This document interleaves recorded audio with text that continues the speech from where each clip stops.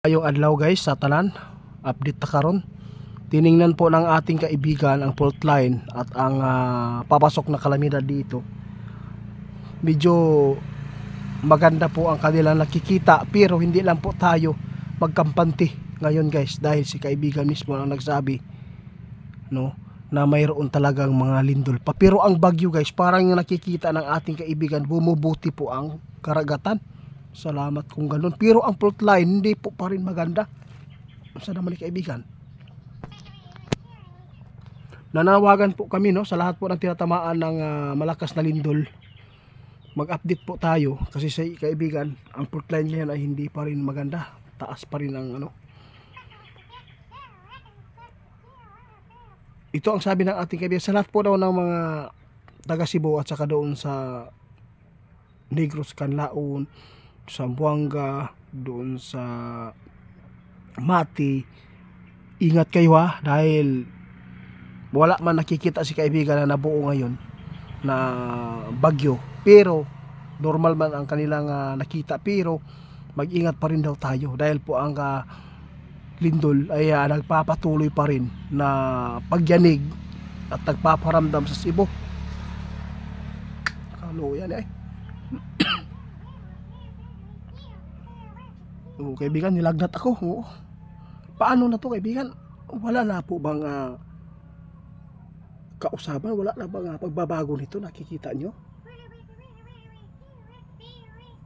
Sus. Sa lahat ng makapanood sa atin, pakishare na lang to guys para mapaghandaan ng mga makapanood sa atin. Lalo na huwag po tayo magkapante. Sabi ng ating kaibigan, normal man po ang panahon sa karagatan, pero hindi pa rin natin hawak yan ang pangyayari. Kaya mag-ingat tayo sa lindol kasi makakaranas pa rin daw ang mga lugar na nababanggit ng ating kaibigan lagi ngayon, lalo na ay naumpisahan na po ang mga malalakas na lindol. Kaibigan, salamat po sa update natin.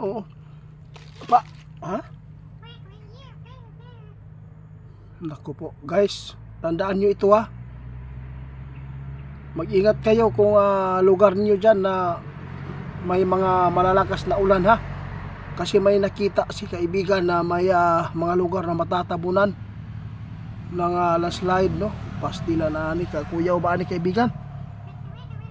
Oo, sana hindi ito mangyari guys, napakadelikado. Kaya mag-ingat kayo, lalo na tulad doon sa Quezon na Bukidnon, nangyari kung saan ay napakalaking landslide. Kaya tandaan nyo yan, mga babala ng ating kaibigan, huwag masyadong magkampante sa mga kalsada, lalo na pagbangin. Huwag po kayo maghihinto dyan sa mga lugar na sobrang bangin, dahil po hindi po ninyo alam na yung lupa dyan, dahil sa laging dinadaanan po ng mga malaking sasakyan, kasi yan laging karap itong matarog perminti guys, Oo, parang nanginginig po yung lupa, di ba kaibigan? Oo, tandaan po natin mag-ingat po kayo, lalo na sa Disyembre.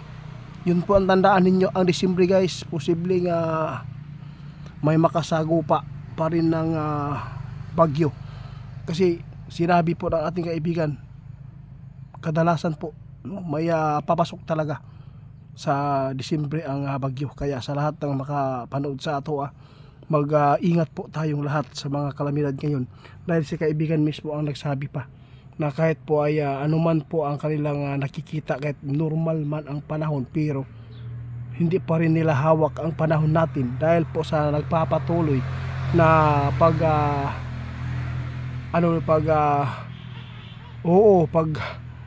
lindol, pag bagyo, pag si tawag ani guys, kini mga crack na mga kalupaan na mo na magdulot sa landslide, kana ang inyong ampihan. Kaibigan, salamat po sa inyong kabutihan sa mga tao, dahil po ay nagpapatuloy po ang inyong pag-update sa panahon. Kahit po ay marami na pong nasagupa ang mga tao, hindi pa rin. Grabe po ang mga tao ngayon na trauma. Kahit ay yung nangyayari dito sa amin.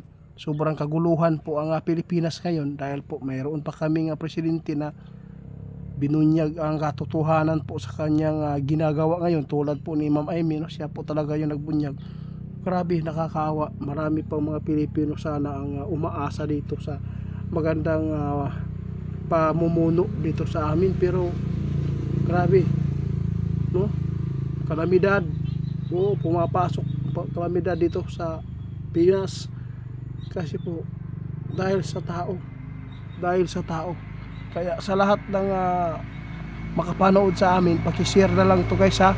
Mag-ingat po lagi sa mga tao dyan na laging na nagkaroon ng lindol dyan. Mag-ingat kayo dahil po ito po yung napakadelikado, kasi mag-trigger ba o galit ang yuta muna makapagbigay ito ng makatala ba ng mga malalakas na lindol kapag mayroon mga lugar dito nagpapatuloy na naka-experience pa rin ng pagyanig dito. Kaya nakakatakot po ito guys, dahil po ito po ang sign talaga ng ating kaibigan na magkakaroon talaga ng malakas. Kaya sana walang dabiguan. Hanggang dito na lang muna guys, nag-alala lang po ako kasi daming nawalan po ng bahay, daming nawalan ng pamilya, namatay dahil po sa kalamidad. Kaya minsan naluluding tayo magpaabot sa inyo, parang kawawa, wala na tayong humpay, tapos dito pa yung Pilipinas natin, kakagulo pa.